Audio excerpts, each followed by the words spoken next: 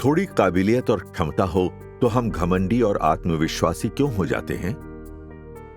क्यों हम हमेशा खुद में विश्वास रखकर दूसरों को नकारते हैं? अहंकार में जीने के क्या खतरे और परिणाम हैं? दूसरों के साथ मिलजुल कर सहयोग करने के लिए ऐसे भ्रष्ट स्वभाव को कैसे ठीक करें?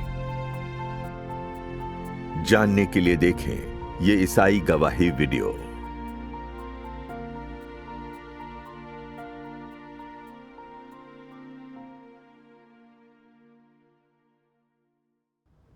मुझ पर कलीसिया के वीडियो कार्य की जिम्मेदारी थी। कुछ समय अभ्यास के बाद मैंने कई सिद्धांत समझ लिए और धीरे धीरे मेरा कौशल सुधर गया। मैं अमूमन अपने काम में समस्याएं तलाशता रहता था। काम की चर्चाओं के दौरान मेरे सुझाव अक्सर मान लिए जाते थे। कुछ समय बाद मैं आत्मतुष्ट हो गया। अपने आप पर भरोसा बढ़ता गया। लगने लगा कि मुझ में काबिलियत है, सिद्धांतों की बहुत शुद्ध समझ और समस्याओं पर व्यापक दृष्टिकोण है। मैं कलीसिया अगुआ या बड़े काम का प्रभारी नहीं था। मुझे लगा कि टीम के प्रोजेक्ट का प्रबंधन करना बुरा नहीं था। मैंने देखा कि मेरा साथी भाई जस्टिन कुछ समय से अपने कर्तव्य में निष्क्रिय था। मैं काम की चर्चाओं में और टीम में सीखने में आगे रहता था। उसकी जिम्मेदारी ना लेने पर मैं उससे घृणा करता था। उसके बाद चर्चाओं में मैं भाई जस्टिन के सुझावों की अनदेखी कर उसके विचारों को खारिज करने लगा। मैं सोचता था कि हमारी साझेदारी में ज्यादातर मेरी ही चलती थी, तो चीजें भी मैं खुद ही कर सकता था। कुछ समय बाद मैंने भाई जस्टिन का कुछ काम अपने हाथ में ले लिया। ये कर्तव्य में सहयोग करना नहीं था। काम की चर्चाओं के दौरान जब दूसरे लोग मेरे सुझाव नहीं मानते थे तो मैं बार बार जोर देता था कि मेरा नजरिया सही है। कभी कभी मैं नियमों को ऐसा बताता कि मानो वो सिद्धांत हों, ताकि वे मेरी सुने। मैं इस बात से थोड़ा असहज हो जाता था। लगा मैं जबरदस्ती दूसरों से अपना काम मनवा रहा हूं। क्या यह अहंकार दिखाना नहीं था? हाँ। कभी मैं दूसरों के सुझाव मानने की सोचता, पर अंत में मेरी सोच सही साबित होती तो मैं और आत्मविश्वासी बन गया। कभी कभी मुझे लगा कि मैं घमंडी स्वभाव दिखा रहा हूं, लेकिन मैंने इसे दिल पर नहीं लिया। मुझे लगा कि घमंडी होने के बाद भी मैं कहीं ना कहीं सही था। मेरा इरादा काम को पूरा करने का था, ताकि कोई बड़ी समस्या पैदा ना हो। सही मकसद का अर्थ ये बिल्कुल नहीं है कि हमारे कार्य सिद्धांत अनुरूप हैं। सही कह रही हो। तब मैं दूसरों के काम में सहज महसूस नहीं करता था। मुझे लगता था कि वे कुशल नहीं थे, ना ही पूरी तस्वीर देख पाते थे। जब उनके सुझाव मेरे विचारों के अनुरूप नहीं होते तो मैं उन्हें खारिज कर देता, उन्हें नीची नजर से देखता था। एक बार एक बहन का बनाया वीडियो संपादन के कई दौर से गुजरकर भी अच्छा नहीं बन पाया। मैंने उसकी मुश्किलों के बारे में बात ना करके उसे डांटना शुरू कर दिया। क्या तुम्हारा इसमें जरा भी ध्यान था? दूसरे जो कर रहे हैं, क्या वो देखकर तुम सीख नहीं सकती? कभी कभी जब भाई बहन वीडियो बनाने के लिए कोई विचार देते तो मैं उसे जानने से पहले ही खारिज कर देता था। नतीजा यह हुआ कि भाई बहन मेरे साथ काम करने से डरने लगे और मुझे अपने वीडियो भेजने से भाई बहन कतराने लगे। एक और बार एक बहन को कुछ सामूहिक अध्ययन कराने के लिए सामग्री मिली। मैंने उसे एक नजर देखा और किसी से चर्चा किए बिना सामग्री को यह कहकर पूरी तरह खारिज कर दिया कि उनका कोई संदर्भ मूल्य नहीं है। लोगों को अक्सर नीचा दिखाने से वे बेबस हो जाते हैं। हाँ, वास्तव में उसे मिली शिक्षण सामग्री भले ही अच्छी नहीं थी, फिर भी वो कौशल बढ़ाने में मददगार साबित होती। एक बहन ने बाद में बताया कि दूसरों से बिना चर्चा किए काम करना मेरा अहंकार था। तब मैं खुद को बिल्कुल नहीं जानता था। मैंने सोचा कि मैंने बस दूसरों की राय नहीं ली, आगे से इस पर ध्यान दूंगा। मैंने यह भी सोचा कि हमारे काम में अधिकांश समस्याएं संभालने वाला मैं ही था और हर मामले में मेरी बात मानी जाती थी, तो मेरी निगरानी के बिना टीम का काम खराब हो जाएगा। हालांकि मैं किसी और के साथ काम कर रहा था। मैंने सोचा कि नाम और काम दोनों में मैं ही सुपरवाइजर हूं। शायद परमेश्वर ने टीम का काम देखने के लिए ही मुझे रखा था। इस ख्याल से मुझे महसूस हुआ कि मैं दूसरों से अलग हूं और मुख्य कर्ता धरता हूं, और फिर मैं अभिमानी हो गया। एक बार कुछ बहनों और मैंने दूसरी टीम के साथ बैठक रखी, पर आखिरी समय में कुछ काम आ गया तो मैंने उन्हें जाने को कहा। जब उन्होंने सुना कि मैं नहीं आ सकता तो वे घबरा गए और कहा कि वो जिम्मेदारी नहीं ले सकते, इसलिए वे मेरे आने तक इंतजार करेंगे। बाद में एक बहन ने मुझसे कहा, टीम में अब हर चीज के लिए आपकी बात मानी जाती है। समस्या होने पर वे सत्य ना तलाश कर आप पर भरोसा करते हैं। वे आपके बिना कुछ नहीं कर सकते। ऐसा नहीं लगता कि आपको आत्मचिंतन करना चाहिए? यह सचमुच खतरनाक है। ये तो है। उसकी बात सुनकर मैं भावनाओं में उलझा रहा। सभी भाई बहनों को हर काम में मेरी राय चाहिए होती थी। क्या यह टीम को काबू कर लेना नहीं था? यह मसीही विरोधी व्यवहार है। हाँ, लेकिन मैंने जो कुछ किया उसके पीछे मेरा नेक इरादा था। ऐसा कैसे हो सकता था? मुझे नहीं पता था कि इसे कैसे समझें। वास्तव में भ्रमित और निराश महसूस करके मैंने अपनी हालत परमेश्वर से साझा की, उससे मार्गदर्शन मांगा। फिर आपने अपनी हालत के बारे में क्या समझा? मुझे मसीही विरोधी स्वभाव को उजागर करने वाले ईश वचन मिले जो मेरी हालत के अनुरूप थे। आइए इसे पढ़ते हैं। बढ़िया। मसीही विरोधियों द्वारा लोगों को काबू करने का सबसे आम लक्षण है कि उनके नियंत्रण के दायरे में अकेले उन्हीं की चलती है। मसीही विरोधी की गैर मौजूदगी में कोई अपना निर्णय लेने की हिम्मत नहीं कर सकता है। यदि वे मौजूद ना हो तो बाकी लोग बिन मां के बच्चों की तरह होते हैं। वे नहीं जानते कि कैसे प्रार्थना करें या चीजों पर चर्चा कैसे करें। वे कठपुतलियों या मृत लोगों की तरह होते हैं।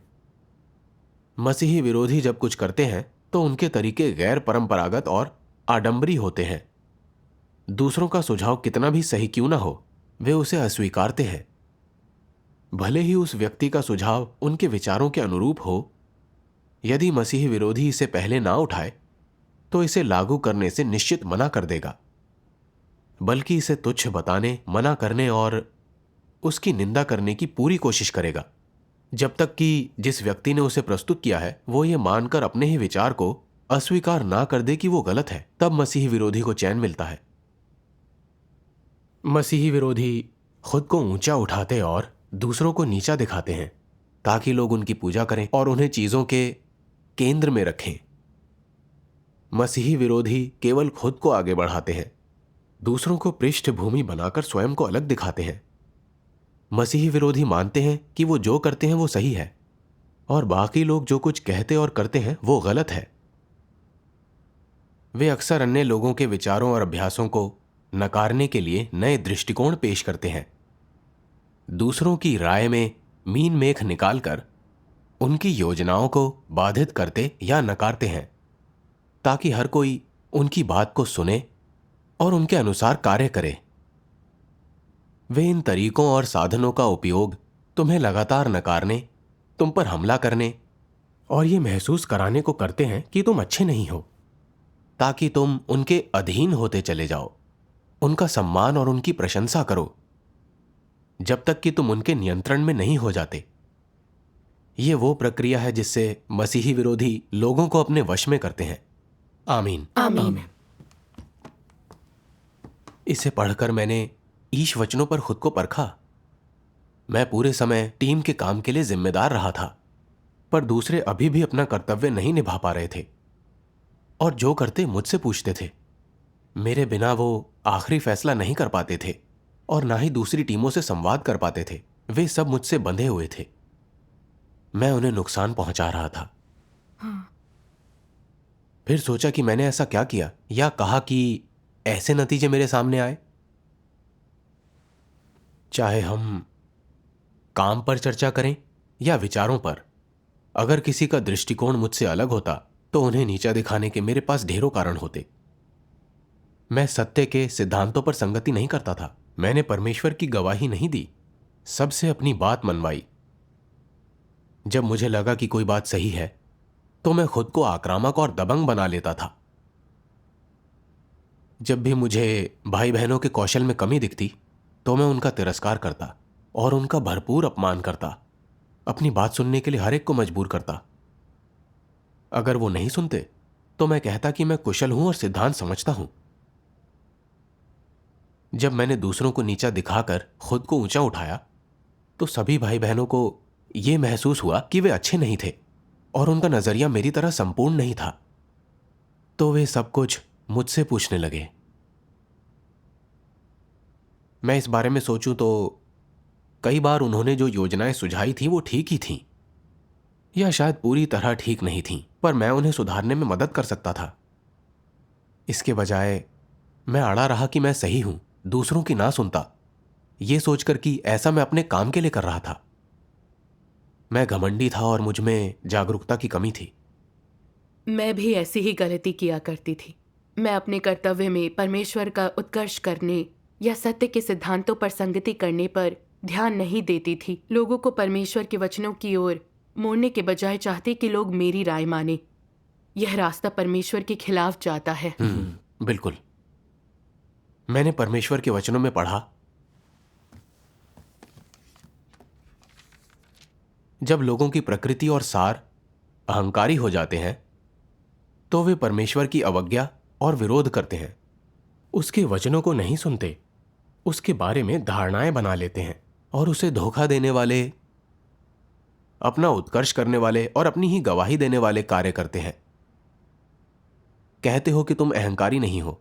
अगर तुम्हें कलीसिया चलाने और उसकी अगुवाई करने की जिम्मेदारी दी जाती है, मान लो कि मैं तुमसे नहीं निपटा, ना ही परमेश्वर के परिवार ने तुम्हारा साथ दिया, तो कुछ समय तक उसकी अगुवाई करने के बाद तुम लोगों को अपने पैरों पर गिरा लोगे और उनसे अपने सामने इस हद तक समर्पण करवा लोगे कि वे तुम्हारी प्रशंसा और आदर करने लगेंगे। और तुम ऐसा क्यों करोगे? यह तुम्हारी प्रकृति निर्धारित करेगी। यह स्वाभाविक प्रकटीकरण होगा। जरूरत नहीं है कि तुम इसे दूसरों से सीखो या वे तुम्हें इसे सिखाएं।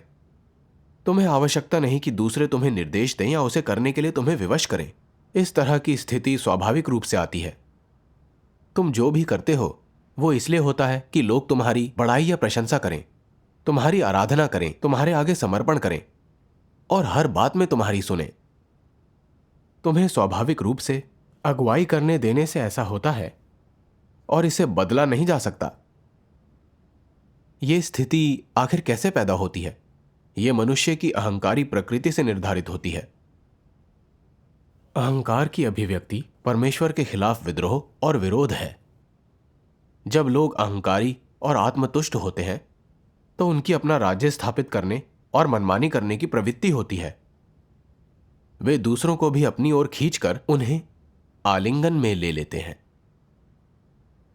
लोगों का ऐसी अहंकारी हरकतों में सक्षम होना यह साबित करता है कि उनकी अहंकारी प्रकृति का सार शैतान का है, प्रधान दूत का है। जब अहंकार एक हद तक पहुंच जाता है तो उनके दिलों में परमेश्वर के लिए स्थान नहीं रहता और परमेश्वर अलग रख दिया जाता है। तब वे परमेश्वर बनना चाहते हैं, लोगों से अपना आज्ञा पालन करवाते हैं और प्रधान दूत बन जाते हैं। यदि तुम्हारी प्रकृति अहंकारी है तो तुम्हारे हृदय में परमेश्वर के लिए स्थान नहीं होगा। विश्वासी होगे तो भी परमेश्वर तुम्हें नहीं पहचानेगा। वो तुम्हें कुकर्मी समझेगा और बाहर निकाल देगा।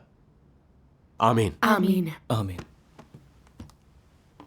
मैंने परमेश्वर के वचनों से सीखा कि मैं भाई बहनों के साथ समन्वय नहीं कर पाया क्योंकि मैं अपनी अहंकारी प्रकृति के काबू में था।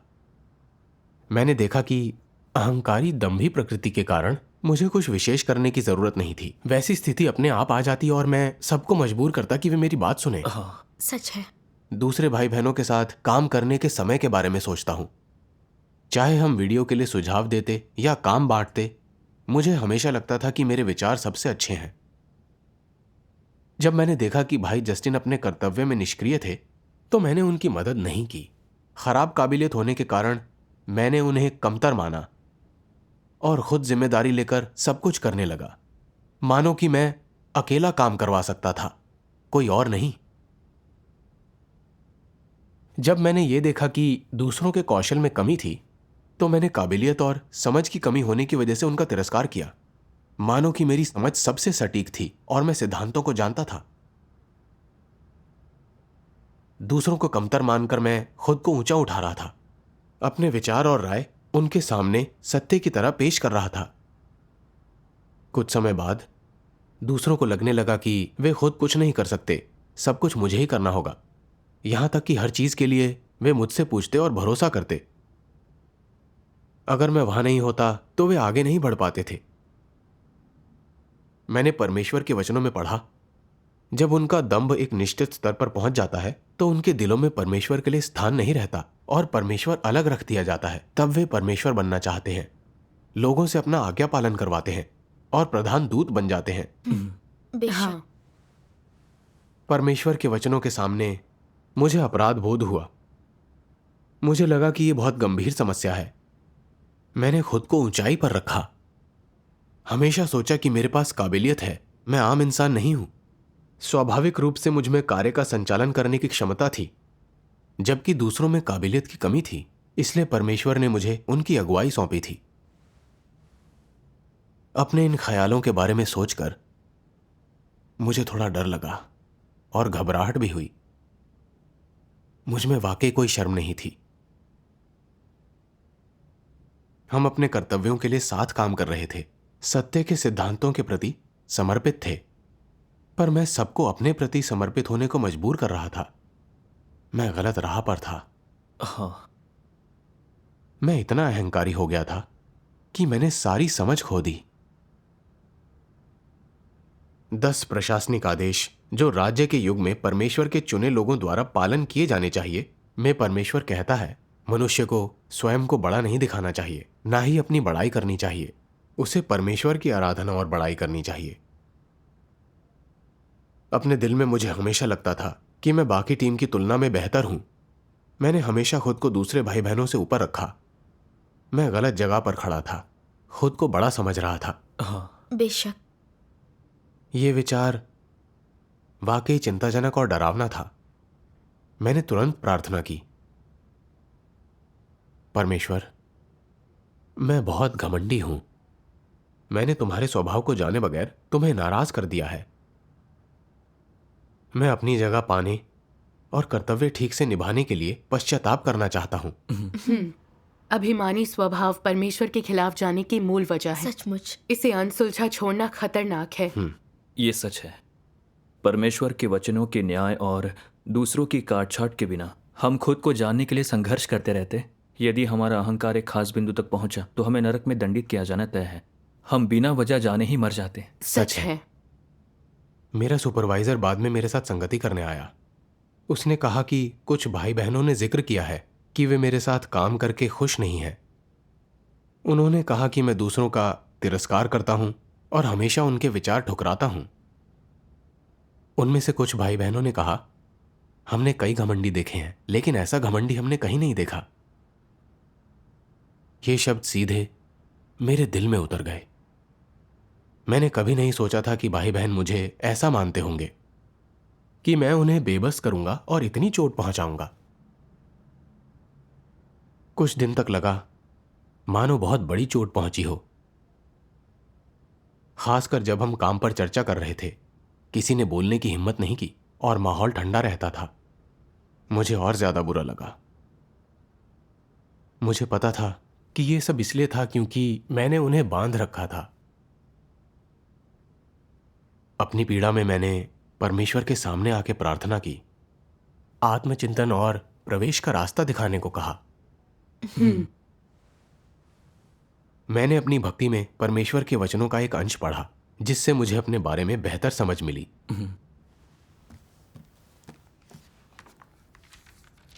कुछ अगुआ कभी सिद्धांतों के अनुसार काम नहीं करते, खुद ही कानून बन जाते हैं, मनमाने होते हैं। भाई बहन इसका उल्लेख करते हुए ये कहते हैं, तुम कार्य करने से पहले शायद ही कभी दूसरों से परामर्श करते हो। हमें तुम्हारे फैसले और निर्णय तब तक पता नहीं चलते जब तक तुम उन्हें ले नहीं लेते। तुम दूसरों से परामर्श क्यों नहीं करते? जब तुम कोई निर्णय लेते हो तो तुम हमें पहले से इसके बारे में बताते क्यों नहीं?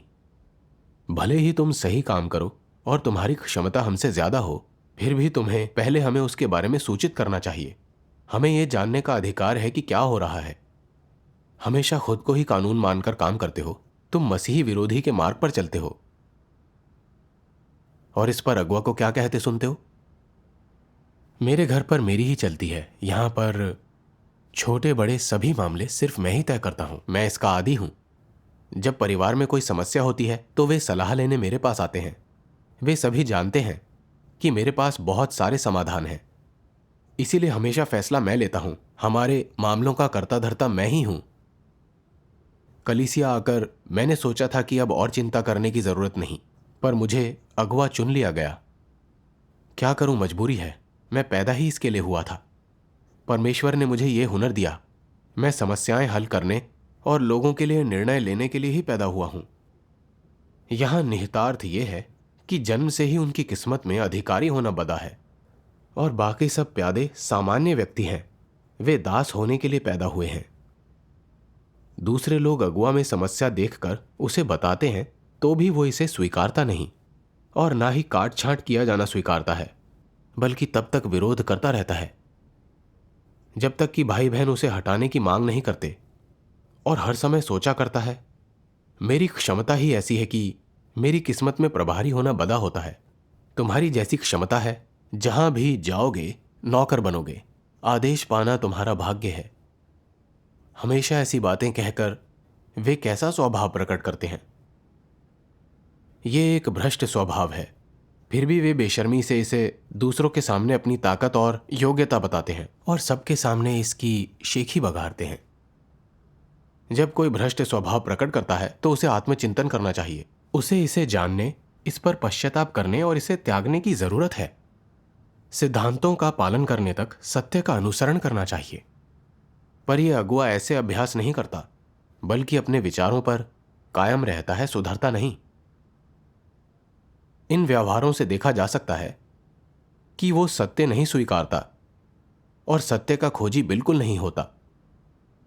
उसे उजागर कर उससे निपटने वाले की वो उपेक्षा करता है, बल्कि भरपूर सफाई देता रहता है। मैं ऐसा ही हूं। इसे कहते हैं क्षमता, इसे कहते हैं काबिलियत। क्या तुम लोगों में से किसी में ये चीजें हैं? मेरी किस्मत में जन्म से ही प्रभारी होना बदा है। मैं जहां जाता हूं अगुआ रहता हूं। अपनी बात मनवाने का, चीजों से निपटने का तरीका खुद खोजने का आदी हूं। मैं दूसरों के साथ परामर्श नहीं करता।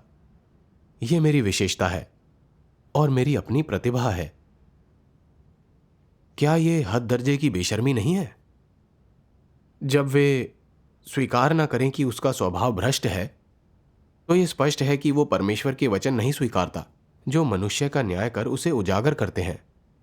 इसके विपरीत वो अपने विधर्म और भ्रांतियों को सत्य मानता है और बाकी सबसे उन्हें स्वीकार करवाकर उनकी प्रशंसा करवाता है। वो मानता है कि परमेश्वर के घर में राज सत्य का नहीं, उसका होना चाहिए। वो जो कहे वो माना जाना चाहिए। क्या ये खुल्लम खुल्ला बेशर्मी नहीं है? आमीन। आमीन। परमेश्वर के वचनों के सामने मैं शर्मिंदा था, क्योंकि मैंने किया भी ऐसा ही था। मुझ में कौशल थे और लगता था कि थोड़ी काबिलियत भी है, तो मुझे लगा मुझे ही आखिरी फैसला करना चाहिए।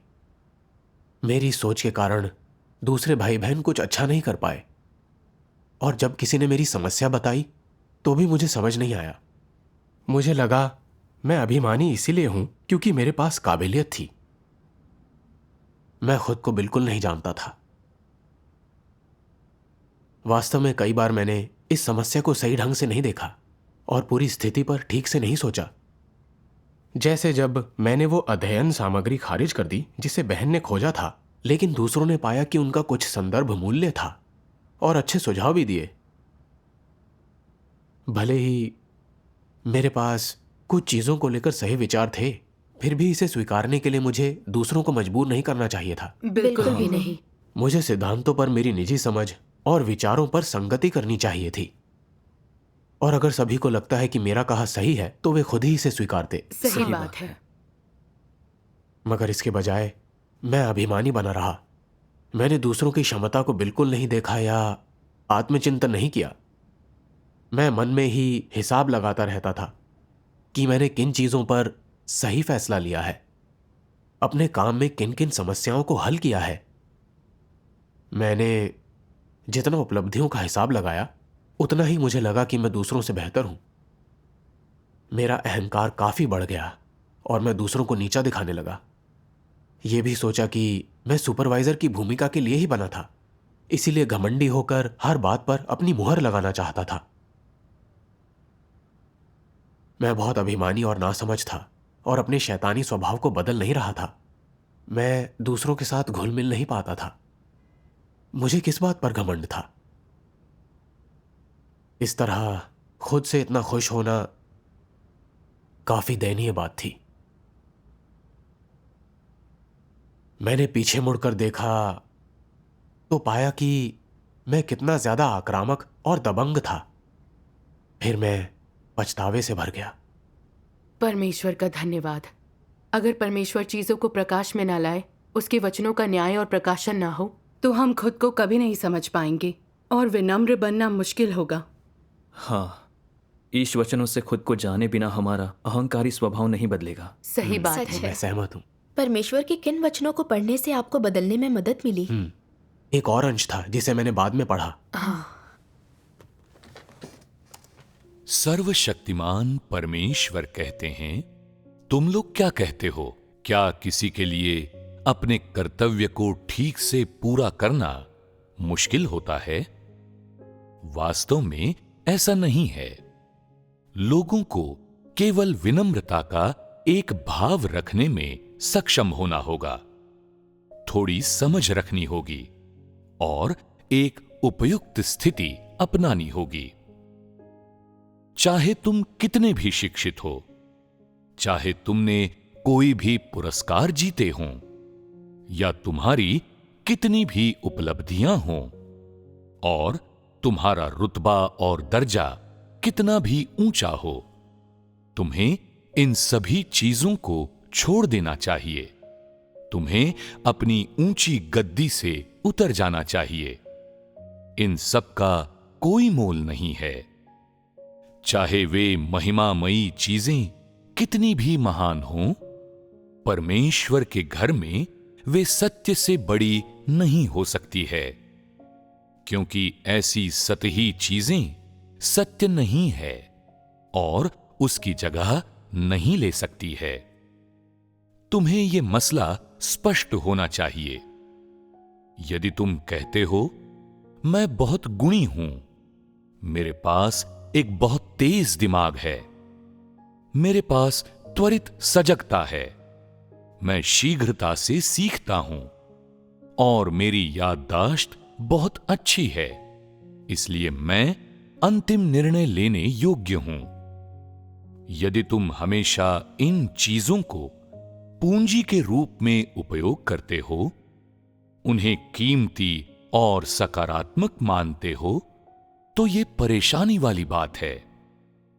अगर तुम्हारा दिल इन चीजों के कब्जे में है, अगर इन चीजों ने तुम्हारे दिल में जड़ें जमा ली हों, तो तुम्हारे लिए सत्य स्वीकारना मुश्किल हो जाएगा और इसके परिणाम की तो कल्पना भी नहीं की जा सकती। इस प्रकार सबसे पहले तुम उन चीजों का त्याग करो, उन्हें नकारो जो तुम्हें प्रिय हो, जो तुम्हें अच्छी लगती हो और जो तुम्हारे लिए बेशकीमती हो। वे बातें सत्य नहीं है, बल्कि वे तुम्हें सत्य में प्रवेश करने से रोक सकती है। अब सबसे जरूरी चीज ये है कि तुम्हें अपना कर्तव्य निभाने में सत्य की तलाश करनी चाहिए और सत्य के अनुसार अभ्यास करना चाहिए, ताकि तुम्हारे कर्तव्य का प्रदर्शन यथेष्ट हो जाए, क्योंकि कर्तव्य का यथेष्ट प्रदर्शन जीवन प्रवेश के मार्ग पर मात्र पहला कदम है। यहां पहला कदम का क्या अर्थ है? इसका अर्थ है यात्रा शुरू करना। सभी चीजों में कुछ ऐसा होता है जिसके साथ यात्रा शुरू करनी होती है। कुछ ऐसा जो सबसे बुनियादी, सबसे मूलभूत होता है, और कर्तव्य का यथेष्ट प्रदर्शन हासिल करना जीवन में प्रवेश का मार्ग है। यदि तुम्हारा कर्तव्य प्रदर्शन केवल इस दृष्टि से सही लगता है कि वो कैसे किया जाता है, लेकिन वो सत्य के सिद्धांतों के अनुरूप नहीं है, तो तुम अपना कर्तव्य यथेष्ट रूप से नहीं निभा रहे। तो फिर इस पर कैसे कार्य करना चाहिए? सत्य के सिद्धांतों पर काम करना चाहिए और उन्हें खोजना चाहिए। सत्य के सिद्धांतों से लैस होना ही अहम है। अगर तुम केवल अपना बर्ताव और मिजाज सुधारते हो, लेकिन सत्य के सिद्धांतों से लैस नहीं होते, तो यह बेकार है। तुम्हारे पास कोई गुण या विशेषता हो सकती है, ये एक अच्छी बात है, लेकिन उसे अपना कर्तव्य निभाने में इस्तेमाल करके ही तुम उसका ठीक से उपयोग करते हो। अपना कर्तव्य अच्छी तरह से निभाने के लिए तुम्हारी मानवता या व्यक्तित्व में सुधार होना आवश्यक नहीं है।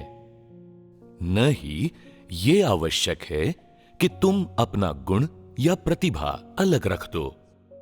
महत्वपूर्ण यह है कि तुम सत्य समझो और परमेश्वर के प्रति समर्पित होना सीखो।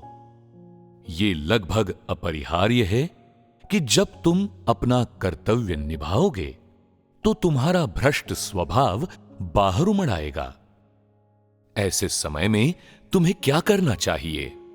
तुम्हें समस्या हल करने के लिए सत्य की तलाश करनी चाहिए और सत्य के सिद्धांतों के अनुरूप कार्य करना चाहिए। ऐसा करो और अपना कर्तव्य अच्छी तरह निभाने में तुम्हें कोई समस्या नहीं आएगी। तुम्हारा गुण या विशेषता जिस भी क्षेत्र में हो, या जिसका भी तुम्हें कुछ व्यावसायिक ज्ञान हो, तुम अपनी वो सीखी हुई चीज अपना वो कर्तव्य निभाने में इस्तेमाल कर सकते हो जिसे तुम्हें निभाना है। कर्तव्य निभाने में गुणों, विशेषताओं या व्यावसायिक ज्ञान का उपयोग करना सबसे सही है, लेकिन तुम्हें सत्य से लैस और सिद्धांतों के अनुरूप कार्य करने में सक्षम भी होना चाहिए। तभी तुम अपना कर्तव्य अच्छी तरह से निभा सकते हो। ये दो तरफा दृष्टिकोण है जिसके बारे में पहले कहा गया है। एक तरफ तुम में ज़मीर और विवेक होना चाहिए और दूसरी तरफ तुम्हें अपना भ्रष्ट स्वभाव दूर करने के लिए सत्य की तलाश करनी चाहिए।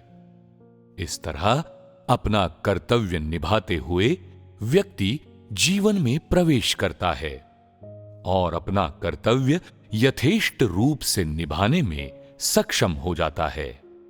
आमीन आमीन। परमेश्वर का धन्यवाद। ईश वचन अभ्यास के मार्ग को साफ समझाते हैं। हमें खुद को दरकिनार कर सत्य खोजना व सिद्धांत से काम करना होगा, वही सबसे अहम है। बिल्कुल।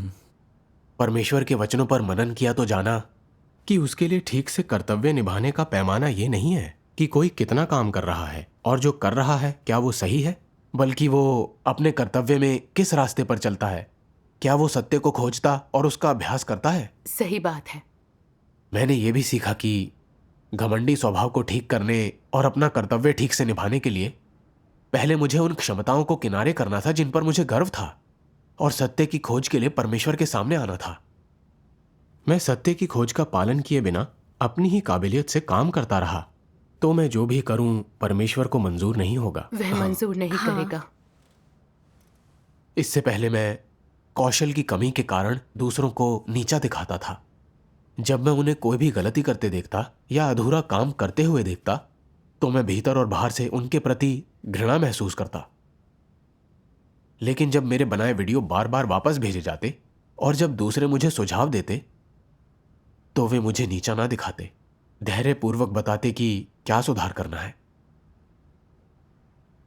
मैंने उनके सुझाव कभी नहीं माने जिनके साथ मैं काम किया करता था। हालांकि कुछ भाई बहनों में बड़ी खूबियां या काबिलियत नहीं थी, पर वो अपने कर्तव्य में सिद्धांत तलाशते थे, विनम्र भाव से दूसरों के सुझाव सुनते थे और मिलजुल कर रहते थे।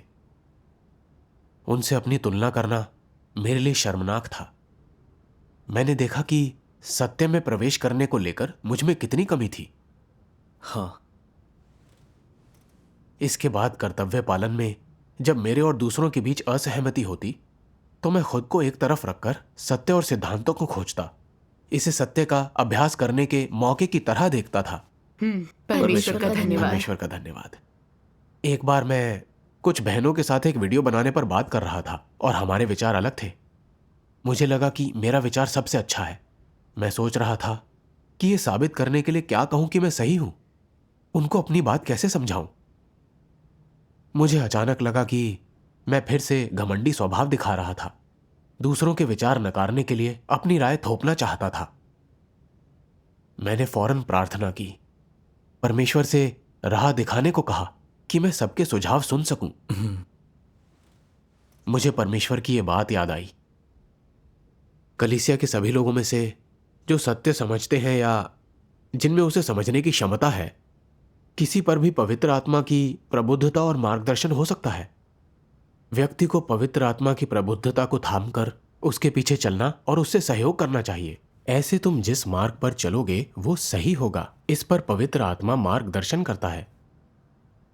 इस बात पर विशेष ध्यान दो कि पवित्र आत्मा जिन पर कार्य कर रहा है वो उनमें कैसे कार्य और मार्गदर्शन करता है। तुम्हें अक्सर दूसरों से सहभागिता करनी चाहिए, सुझाव देने चाहिए और अपने विचार व्यक्त करने चाहिए। यह तुम्हारा कर्तव्य और स्वतंत्रता है। लेकिन अंत में जब कोई निर्णय लिया जाता है, अगर तुम अकेले ही अंतिम निर्णय लेते हो, सभी से अपना कहा करवाते और अपनी इच्छा मनवाते हो, तो तुम सिद्धांतों का उल्लंघन कर रहे हो। बहुमत की इच्छा के आधार पर तुम्हें सही चुनाव करना चाहिए और फिर अंतिम निर्णय लेना चाहिए। अगर बहुमत का सुझाव सत्य के सिद्धांतों के अनुरूप ना हो तो तुम्हें सत्य पर दृढ़ रहना चाहिए। यही सत्य के सिद्धांतों के अनुरूप है। आमीन। परमेश्वर का धन्यवाद। ये बहुत अच्छा अंश है। सचमुच ईश वचनों से मैंने पाया कि विचार देना और वीडियो बनाना मेरा कर्तव्य था, पर कौन सी योजना सबसे अच्छी है ये तय करना किसी एक इंसान पर निर्भर नहीं है। इसे भाई बहनों को साथ मिलकर तय करना था और फिर सबसे अच्छे सुझाव पर काम करना था। आमीन। इसे अभ्यास में लाने पर मुझे शांति महसूस हुई। परमेश्वर का धन्यवाद। एक बार जब वो वीडियो बन गया तो भाई बहनों को मेरा काम पसंद आया, पर मैंने उन दो बहनों को इस कारण कमतर नहीं माना। मुझे लगा कि उस प्रक्रिया के जरिए मैं आखिर घमंडी स्वभाव के अनुसार काम किए बिना सत्य पर अमल कर पाया। परमेश्वर का धन्यवाद। फिर मुझे यह भी अनुभव हुआ कि परमेश्वर हालात द्वारा ये नहीं जांचता कि लोग सही हैं या गलत, बल्कि ईश्वर तो उनका स्वभाव देखता है। अगर कोई सही है लेकिन अहंकार दिखा रहा है तो परमेश्वर को उससे नफरत होती है। बिल्कुल। उसके बाद जब मैंने दूसरों के विचारों पर गंभीरता से सोचने की कोशिश की तो मैंने पाया कि भाई बहनों के सुझावों के कई पहलुओं का उपयोग किया जा सकता है और उन्होंने चीजों को मुझसे अलग नजरिए से देखा था। पहले मैं सोचता था कि अन्य लोग पूरी तस्वीर नहीं देख पा रहे हैं क्योंकि मैं केवल अपने नजरिए से चीजों को देखता था और मैंने शायद ही कभी दूसरों के सुझाव माने हों। उस समय मुझे महसूस हुआ कि हर किसी में अपनी एक क्षमता होती है और कुछ चीजें मैं उनसे सीख सकता हूं। हाँ।